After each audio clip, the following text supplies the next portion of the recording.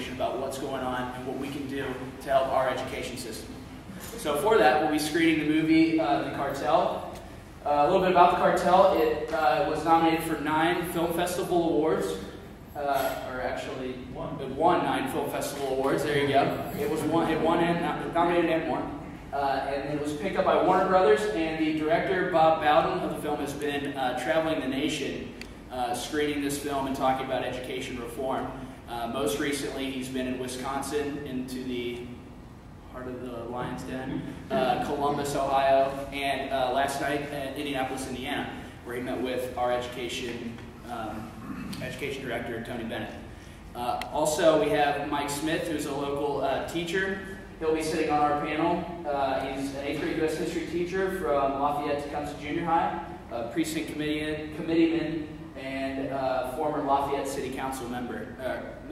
So we're glad to have both of them tonight. At this time, I'd like to introduce Bob Bowden to say a couple words about the film, and then we'll go ahead and get started. And then at the end of the film, we will open it up for questions.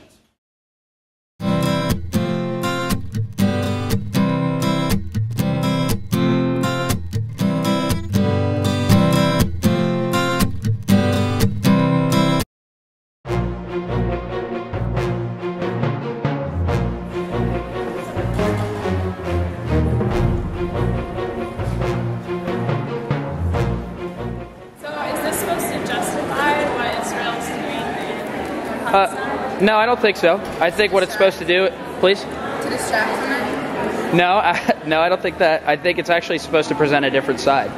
Because what you see here on campus a lot of times is like Students for Justice in Palestine. You can bring people into your side with factual statements rather than inflammatory statements. Completely understand, and that's actually a great point. I'm glad you made it, because I'm going to go back to the claims made by the Students for Justice in Palestine, which you said that you help out a lot. Bush, what do you say? How many kids have you killed today? That's not inflammatory. Israel, you can't hide. We charged you with genocide. That's not inflammatory. No, it certainly is inflammatory. So what do you, I mean, I can't do this, but they can do that, and we're supposed to bend over and be very nice about this. You know what I mean? Like, it can't all be puppies and rainbows, you understand? Yeah, I get that. Israel has the same GDP in absolute numbers as Egypt with its 80 million people, Jordan with its 6 million people, Syria with its 20 million people, Lebanon with 5 million people, the Palestinian Authority with between 4 to 5 million people. All of these countries combined, they have roughly 120 million people. Israel has 7 million people, and it's roughly the same size of the economy.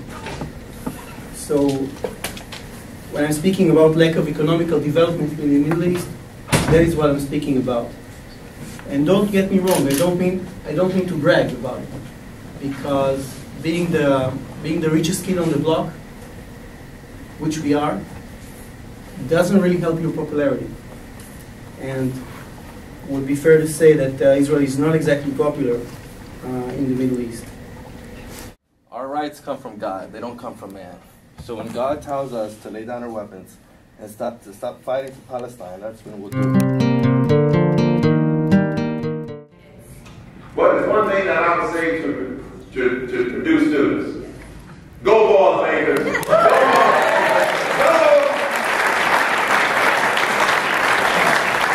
What I would say to Purdue students is, don't give up on the greatest country in the world. Those that are going to be graduating for the next 2 years, you're going to have a hard time finding jobs. So have a plan B. Have a plan B. Don't be so idealistic to think that the job that you trained for 4 years is going to be waiting for you when you get there. Not with these economic policies. So have a plan B. I know a lot of people with degrees, they go work in the food service area, they go work in restaurants. Don't be too proud to do whatever you need to do to live until we get this economy coming back around.